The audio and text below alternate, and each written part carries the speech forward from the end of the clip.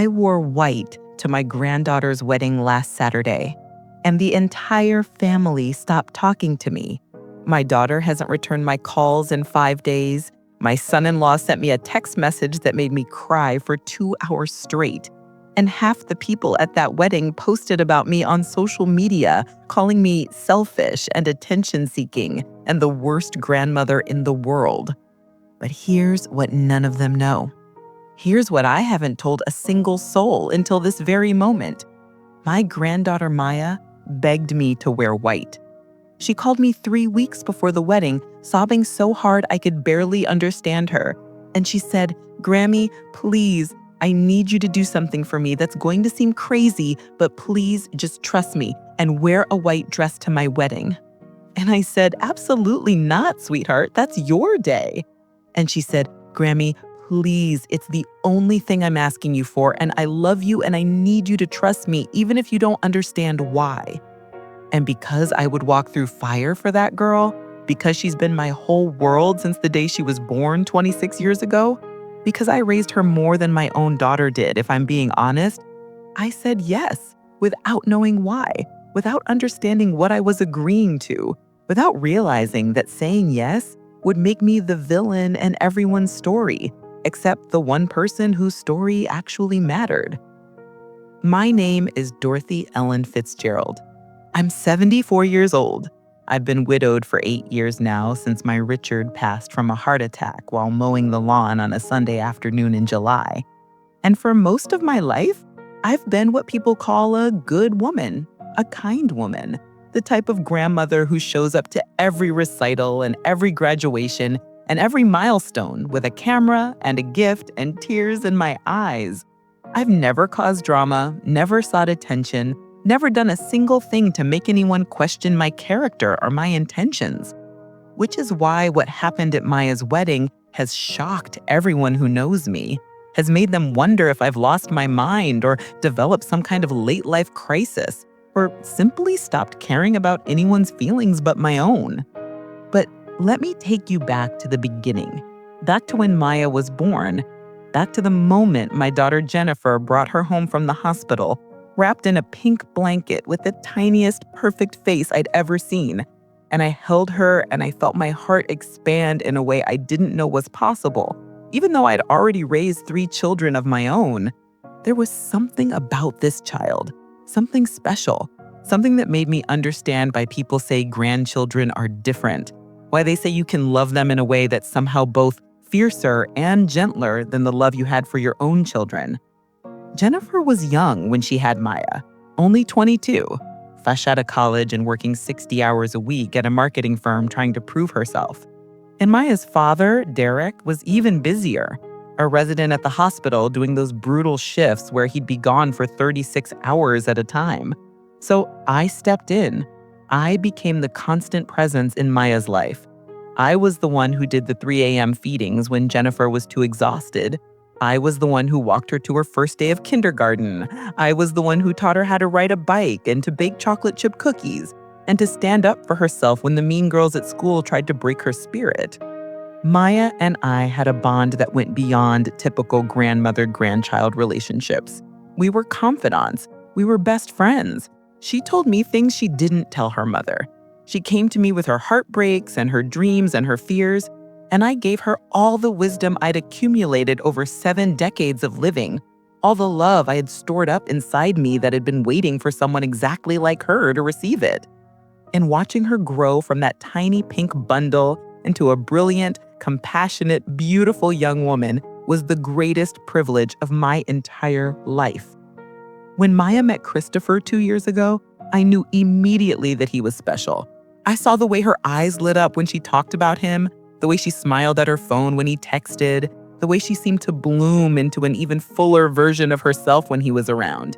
And when they got engaged last Christmas, when she called me before she even told her mother and said, "Grammy, he asked me to marry him," and I said yes, and I want you to be there when I tell everyone. I cried tears of pure joy because my baby was getting her happily ever after, and I was going to be there to witness it. The wedding planning started immediately. Maya had always been organized, had always known exactly what she wanted. and she threw herself into creating what she called her dream day. She picked a venue by the lake where we used to go feed the ducks when she was a little girl. She chose flowers that matched the ones in my garden that she'd helped me plant when she was 7 years old. She selected a menu that included her grandfather Richard's favorite prime rib because she said she wanted him there in spirit. Every detail was thoughtful. Every choice was meaningful. And I was involved in all of it. I went to dress fittings. I helped to dress invitations. I tasted cakes until we were all sick of buttercream. And through it all, Maya seemed happy, excited, radiant with the kind of joy that only comes from knowing you're about to marry your person. But then, about 6 weeks before the wedding, I noticed something shift in Maya. She got quieter, more withdrawn. She'd zone out in the middle of conversations, and I'd have to say her name twice to get her attention. She stopped talking about wedding details with the same enthusiasm. And when I asked her if everything was okay, she'd paste on a smile and say she was just stressed about work, just tired from all the planning, just normal pre-wedding jitters. And I wanted to believe her, but I've known that child for 26 years, and I know when something is wrong. I know when she's hiding something. I know when the smile she's wearing doesn't reach her eyes. 3 weeks before the wedding, on a Tuesday evening around 8 o'clock, my phone rang. And it was Maya. And before I even said hello, I could hear her crying. Not just crying, but sobbing. Those deep, gasping sobs that sound like they're being ripped from somewhere deep in your chest. And I said, "Sweetheart, what's wrong? Where are you? Are you safe?" And she said, "I'm in my car outside Christopher's apartment, and Grammy, I need to tell you something, and you're going to be so disappointed in me. And I don't know what to do, and I'm so scared, and my whole world is falling apart." I told her to come to my house immediately. I said, "Don't drive. If you're crying this hard, call an Uber and come here right now." And 30 minutes later, she was sitting on my couch, still wearing her work clothes, with mascara running down her face and her hands shaking as she held a cup of tea I'd made her, even though she wasn't drinking it. And I sat next to her and I took her hand and I said, "Baby girl, you can tell me anything. There is nothing in this world you could say that would make me love you less." And she looked at me with those eyes that have looked at me with complete trust since the day she was born. And she said, "Grammy, I'm not sure I want to marry Christopher." The words hung in the air between us like smoke, heavy and suffocating. And I felt my heart drop because this was 3 weeks before a wedding that had cost Jennifer and Derek over $40,000. 3 weeks before 200 people were supposed to gather to celebrate. 3 weeks before Maya was supposed to walk down an aisle and promise forever to a man I'd watched her fall in love with. And she was sitting on my couch telling me she wasn't sure. And I knew that whatever came next was going to be complicated and painful and potentially devastating for multiple people. I asked her why, asked her what had changed, asked her if Christopher had done something or if she'd done something or if this was just cold feet. And she said, "Grammy, it's not cold feet. I know what cold feet feels like. This is different. This is me realizing that I've been trying so hard to be the version of myself that everyone expects that I've lost track of who I actually am. And marrying Christopher feels like choosing to continue being that version forever. And I don't know if I can do that for the rest of my life." She explained that Christopher was wonderful, that he was kind and generous and loved her deeply, but that he loved a version of her that she'd curated carefully over the past 2 years, a version that was quieter than she really was, more traditional, more willing to go along with what other people wanted. And she said, "Grammy, I've spent our whole relationship trying to be the woman he wants me to be instead of the woman I actually am." And the closer we get to the wedding, the more I realize that I'm about to legally bind myself to someone who doesn't actually know the real me. I asked her why she thought he didn't know the real her, and she said, "Because I've never let him see it. I've never told him about the parts of myself that don't fit into his idea of who his wife should be. I've never mentioned that I don't actually want kids, even though he talks about having 3. I've never said that I want to quit my marketing job and go back to school to become a therapist, even though that would mean less money and more chaos. I've never told him that sometimes I feel suffocated by his need to plan everything and control everything and have everything be perfect."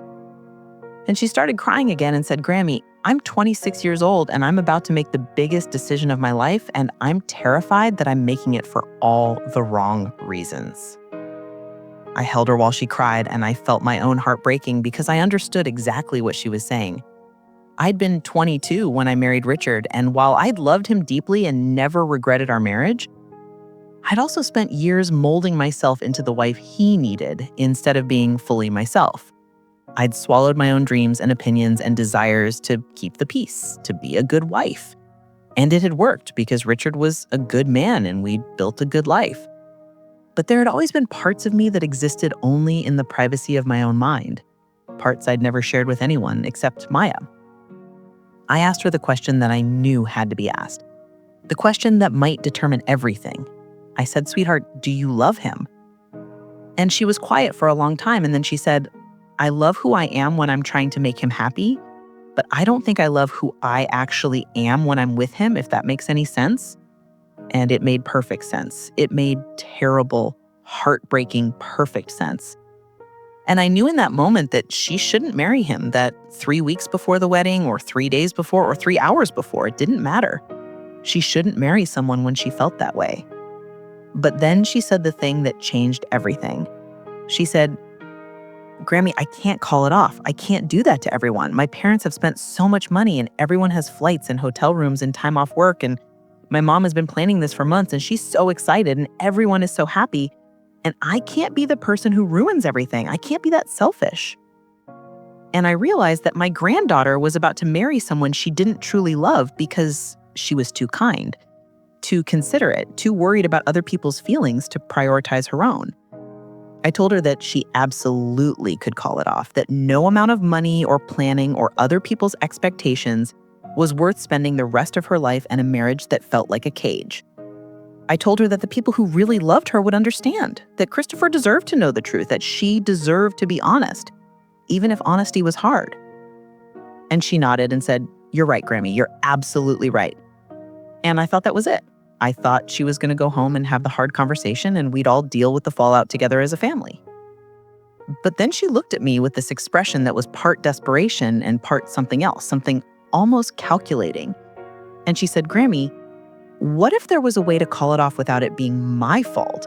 What if there was a way to end this that would let everyone be angry at someone else instead of at me?" And I said, "Sweetheart, I don't understand what you mean." And she said, "What if you wore white to my wedding?" I stared at her because surely I'd misheard. Surely she wasn't suggesting what it sounded like she was suggesting. But she continued talking faster now, the words tumbling out like she'd been thinking about this for a while. She said, "Grammy, if you wore white to my wedding, it would cause such a huge scene that everyone would be focused on that instead of on me and Christopher. My mom would be furious, his family would be scandalized. It would create enough chaos that in the aftermath, I could quietly tell Christopher that I don't think we should go through with this, that all the drama made me realize we're not ready. And everyone would be so busy being angry at you that they wouldn't push back on me calling it off. They'd probably agree that we need time to let everything calm down." I said, "Absolutely not." I said, "Maya, I love you, but I cannot do that. Wearing white to a wedding is one of the most disrespectful things a guest can do, especially a family member. People would never forgive me. Your mother would be devastated." And she said, "I know, Grammy, I know it's a huge thing to ask, but please understand, I've thought about every other option and I can't find a way out that doesn't involve me being the villain. And I can't handle everyone being disappointed in me. I can't handle my mom crying and Christopher's mother telling everyone her son dodged a bullet and all my friends taking sides and the gossip and the judgment. But if you do this, if you take the heat for me, then I can end this quietly in the aftermath and eventually everyone will forget about the dress drama and move on." I told her this was manipulation, that it was wrong to use me as a shield, that she needed to be brave enough to make her own choices and deal with the consequences. And she started crying again and said, "You're right, Grammy. I'm sorry. I shouldn't have asked. It was a terrible idea. Forget I said anything." And she left my house and I didn't sleep at all that night because I kept thinking about what she'd asked me to do and how desperate she must be to have even suggested it. The next 2 weeks were torture. I watched Maya go through the motions of final wedding preparations while I knew she was dying inside. I saw her at the rehearsal dinner smiling and thanking people for coming while her eyes were completely empty. I hugged her the night before the wedding and felt how tense her whole body was, how she was holding herself together by sheer force of will. And I kept hoping she'd find the courage to speak up, to tell the truth, to choose herself. But she didn't. She was going to go through with it because she couldn't bear to disappoint everyone. And I realized that if I didn't help her, she was going to trap herself in a life that would slowly kill her spirit. So I did something I never thought I'd do, something that goes against every rule of etiquette and decency and family loyalty. I went to a boutique 2 days before the wedding, and I bought a white dress. Not a wedding dress, but a white cocktail dress that was beautiful and elegant and absolutely inappropriate for a wedding guest. And I hung it in my closet, and I stared at it, and I asked my deceased husband, Richard, what he would do. And I swear I felt him telling me to protect our granddaughter no matter what it cost me, to be the person who would take the hit so she didn't have to love her enough to let everyone hate me if it meant she could escape. The morning of the wedding, I put on that white dress and I looked at myself in the mirror and I barely recognized the woman staring back at me. I looked like someone who would steal attention from a bride, someone who was selfish and cruel and desperate for validation. And I almost took it off a dozen times, almost put on the lavender mother of the bride dress I'd originally planned to wear. But then I thought about Maya's face when she had asked me for help, thought about the desperation in her voice, and I kept the white dress on. When I arrived at the venue, everyone stared. I mean, everyone. Conversation stopped mid-sentence. People's mouths literally fell open. I saw my daughter Jennifer's face go white, and then red, and then purple. Saw Christopher's mother grab her husband and whisper urgently. Saw bridesmaids exchanging shocked looks. And I walked to my seat in the front row with my head high, even though every cell in my body wanted to run away and hide. And I sat down and I waited for Maya to appear. When Maya came down the aisle on her father's arm, she looked absolutely beautiful in her wedding dress, her face carefully made up, her smile practiced and perfect.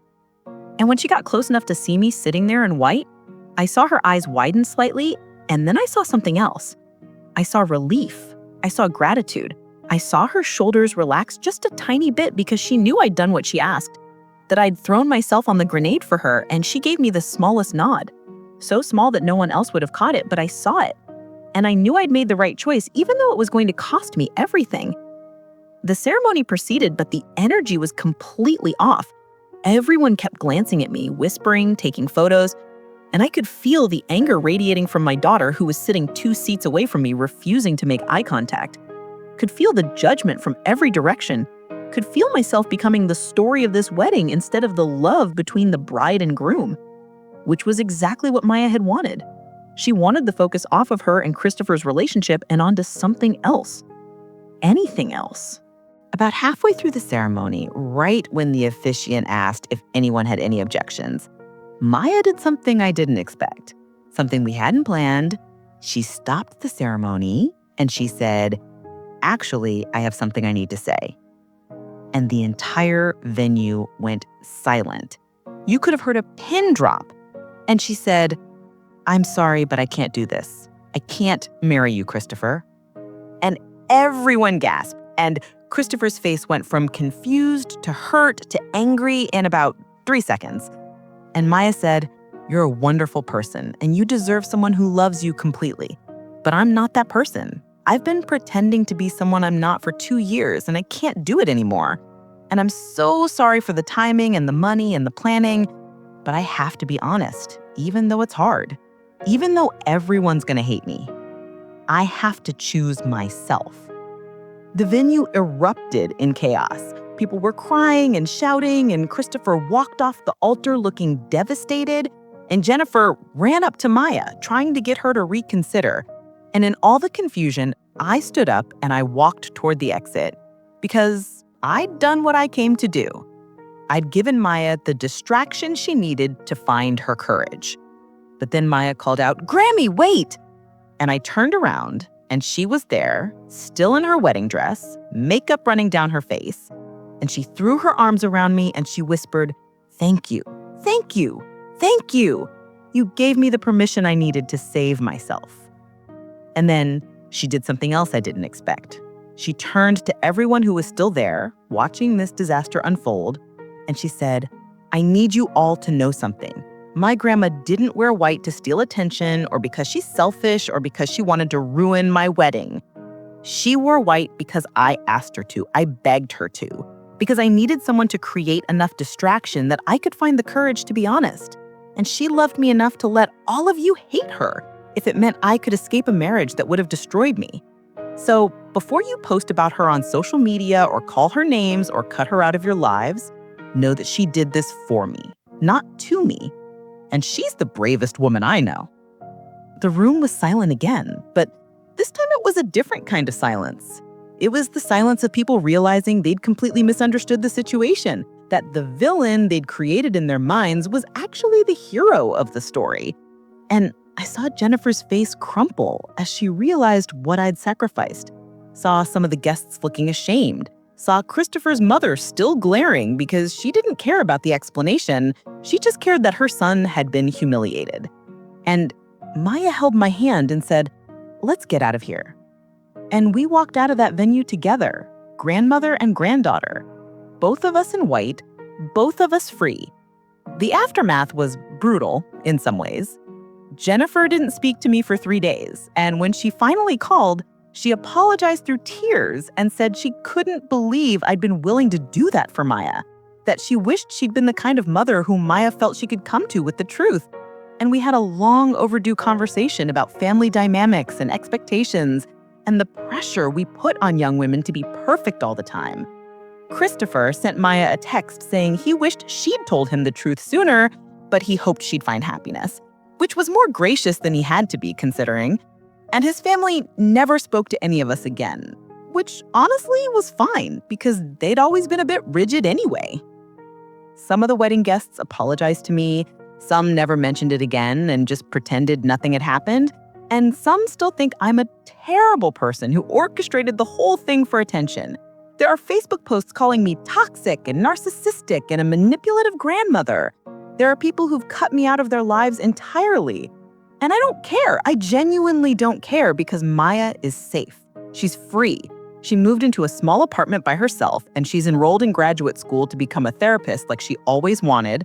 And she calls me almost every day and says, "Grammy, you saved my life." And that's worth more than any reputation or social standing or family approval.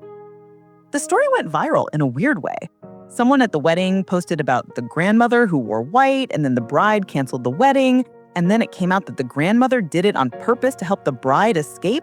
And the internet couldn't decide if I was a hero or a villain.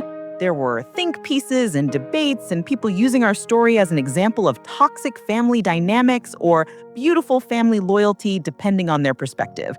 And Maya eventually wrote her own post explaining everything from her side, explaining that I didn't manipulate her or pressure her, but simply loved her enough to be the bad guy so she didn't have to be.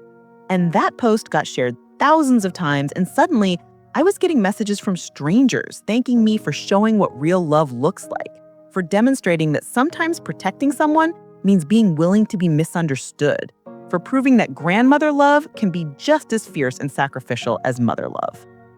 But here's the thing that no one talks about in all those viral posts and debates. Here's what keeps me up at night sometimes. I don't actually know if I did the right thing. I don't know if helping Maya avoid the hard conversation was ultimately good for her, or if I enabled her to take the easy way out. I don't know if Christopher deserved more honesty sooner instead of being left at the altar. I don't know if the money Jennifer and Derek lost was worth the lesson Maya learned. I don't know if the chaos I created was truly necessary, or if there was a better way I didn't see. And I lie awake some nights wondering if years from now, Maya will look back at this and resent me for it? Will wish I'd pushed her to be braver earlier? Will realize that learning to disappoint people is a necessary life skill that I helped her avoid? But then I remember her face when she walked down that aisle and saw me in white. I remembered the relief that flooded through her when she realized she had an exit strategy. I remember her arms around me afterward and her whispered, "Thank you." And I think maybe that's all we can do as people who love each other. Make the best choice we can with the information we have in the moment we have to make it. Act from love even when we're not sure of the outcome. Be willing to be wrong if there's a chance we might be right. And trust that the people we love will tell us if we failed them. Maya is happy now, genuinely happy, in a way I never saw her when she was with Christopher. She's dating someone new, a woman, actually, which she said is part of why she felt so trapped because she'd been denying her own sexuality, trying to fit into the traditional life everyone expected. And she's more herself than I've ever seen her. more confident, more vocal, more willing to take up space and express opinions and choose her own path. And she tells me all the time that wearing that white dress was the greatest gift I ever gave her, because it showed her that someone loved her enough to be hated for her, that she was worth protecting, even at great personal cost, that her happiness mattered more than appearances or traditions or what other people thought. I'm 74 years old, and I've lived long enough to know that most family stories are more complicated than they appear from the outside, that every hero is someone else's villain, that love sometimes looks like sacrifice, and sometimes looks like boundaries, and sometimes looks like a grandmother in a white dress sitting in the front row of a wedding that's about to implode. And I've made peace with being the villain in some people's version of this story because I'm the hero in the only version that matters, which is Maya's.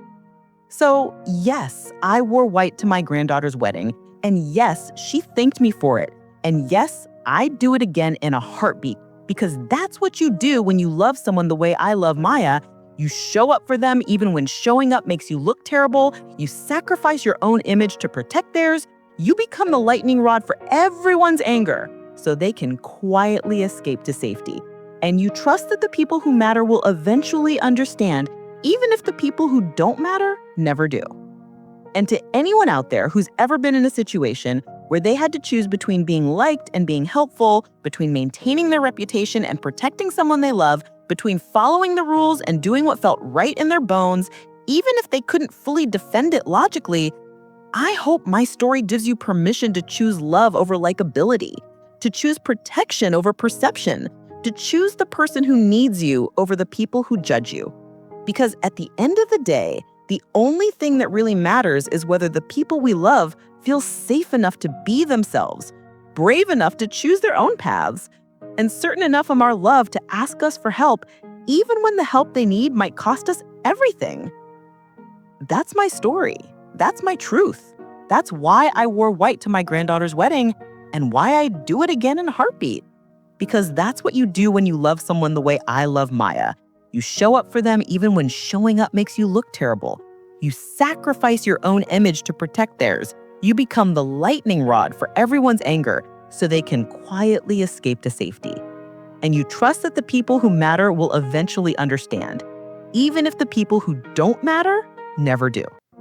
And to anyone out there who's ever been in a situation where they had to choose between being liked and being helpful, between maintaining their reputation and protecting someone they love, between following the rules and doing what felt right in their bones, even if they couldn't fully defend it logically, I hope my story gives you permission to choose love over likability, to choose protection over perception, to choose the person who needs you over the people who judge you. Because at the end of the day, the only thing that really matters is whether the people we love feel safe enough to be themselves, brave enough to choose their own paths, and certain enough of our love to ask us for help, even when the help they need might cost us everything.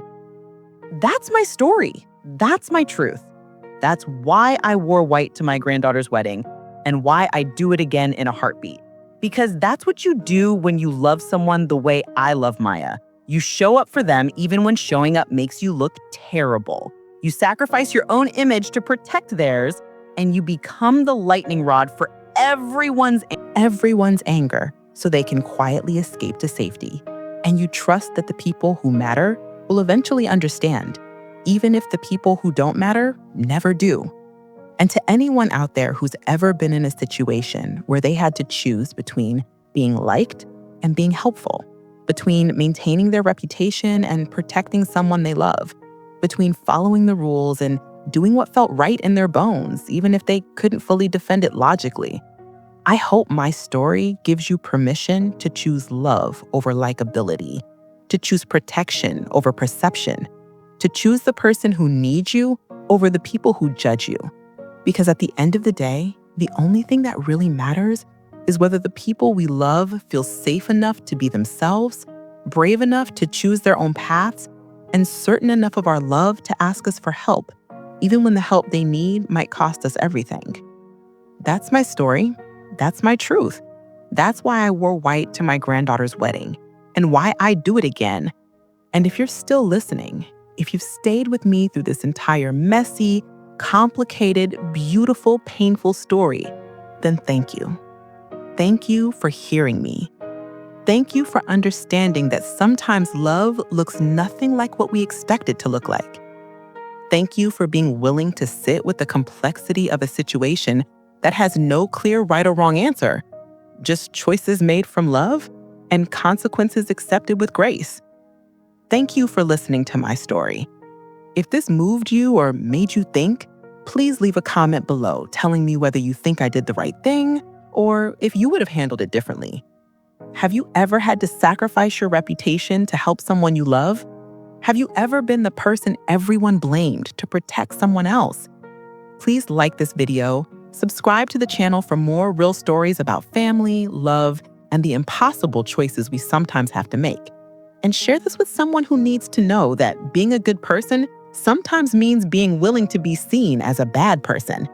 Your support means everything as I continue to process this experience and help Maya build her new life. Until next time, remember that love is complicated, families are messy, and sometimes the most selfless thing you can do is let people hate you so someone else can be free.